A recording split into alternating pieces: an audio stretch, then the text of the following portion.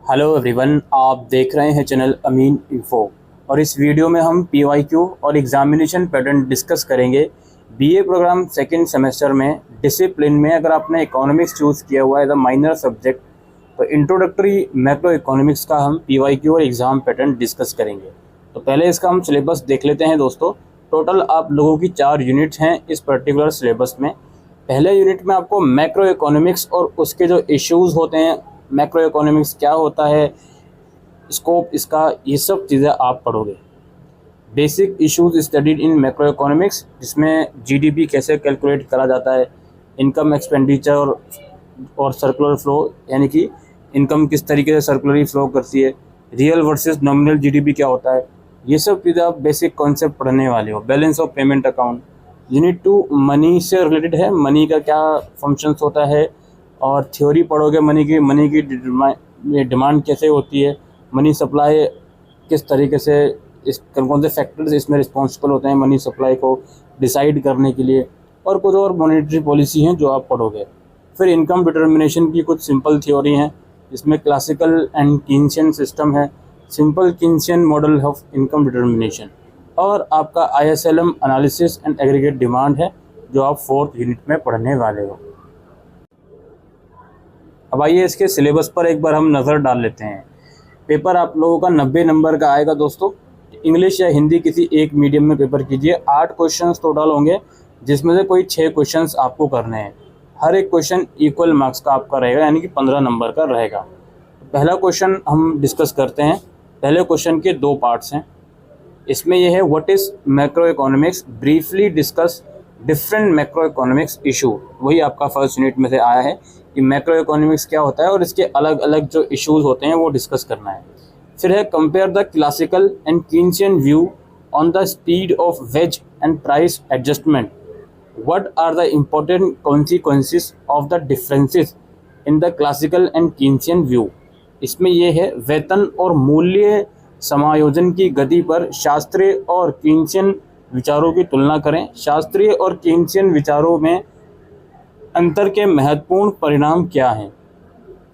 Alright, इसके बाद ये क्वेश्चन नंबर 1 यहाँ समाप्त हो जाता है। Then we will move on to the next question. Again 2 part हैं इसमें। How does GDP differ from GNP if a country employers many foreign workers, which is likely to be higher, GDP और GNP.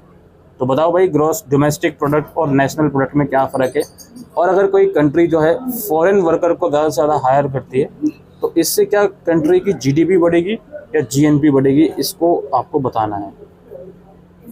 Discuss the product and income approach to measuring gross domestic product. GDP को measure करने के लिए income और product approach जो होते हैं दोनों को आपको डिस्कस करना है।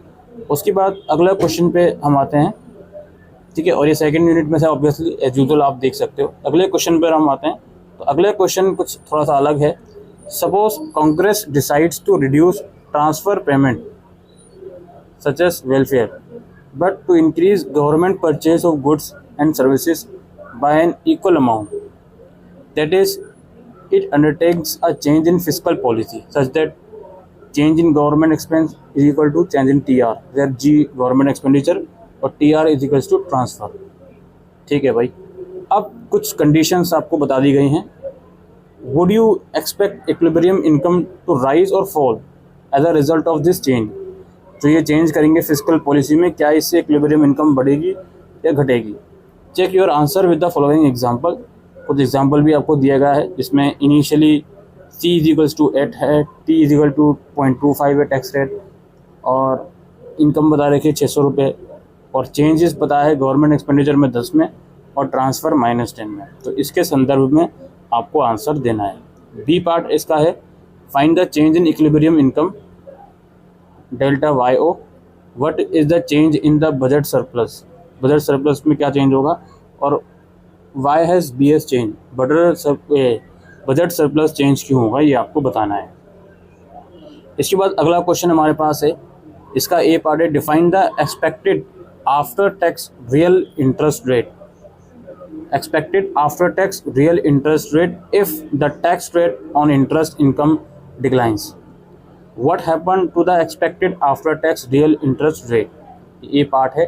इसका जो बी पार्ट है वो है what is the difference between the desired capital stock and the user cost of capital, and then explain the concept of money multiplier.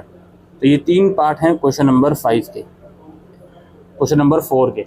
Now question number 5 हमारा आता है, इसका ए पार्ट है what is multiplier, how multiplier is related to marginal propensity to consume, explain with an example, और describe by the following function. कुछ आपको details given है, consumption function, investment है, गवर्नमेंट एक्सपेंडिचर है, ट्रांसफ़र, टैक्स रेट वगैरह, ये कुछ information आप लोगों के सामने है। अब इस इन्फॉर्मेशन की मदद से कुछ चीज़ें आपको कैलकुलेट करनी होंगी। Calculate the equilibrium level of income and the multiplier in this model, calculate also the budget surplus. Suppose that T increases to 0.25, what is the new equilibrium income, the new multiplier। तो यहाँ पे question हमारा यहाँ पे समाप्त हो गया। इसके बाद अगले क्वेश्चन की तरफ हम बढ़ते हैं, क्वेश्चन नंबर 6। इसका ए पार्ट है what is national wealth and why is it important, how is national wealth link to national saving. राष्ट्रीय संपत्ति क्या है और ये महत्वपूर्ण क्यों है, राष्ट्रीय धन राष्ट्रीय बचत से कैसे जुड़ा है। इसके बाद है दोस्तों, how does demand for and supply of central bank money determines the equilibrium interest rate in an economy with currency and checkable deposits, explain using formal analysis and diagrams. उसके बाद सेकेंड लास्ट क्वेश्चन है, what do you call mechanism such as proportional income taxes and the welfare system automatic stabilizers, choose one of these mechanisms and explain carefully how and why it affects fluctuations in output।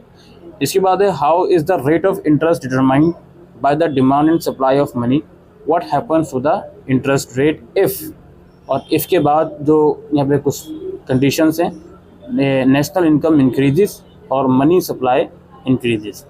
इसके बाद last question है, आपको तीनों को explain करना होगा, monetary aggregates, inflation और consumption function and saving function. तो ये टोटल 8 क्वेश्चन आप लोगों के थे इंट्रोडक्टरी मैक्रो इकोनॉमिक्स में, जिनमें आपको किन्हीं 6 क्वेश्चंस का आंसर देना है। तो ये था दोस्तों PYQ और examination pattern introductory macro economics BA programme NEP second semester का। Thank you.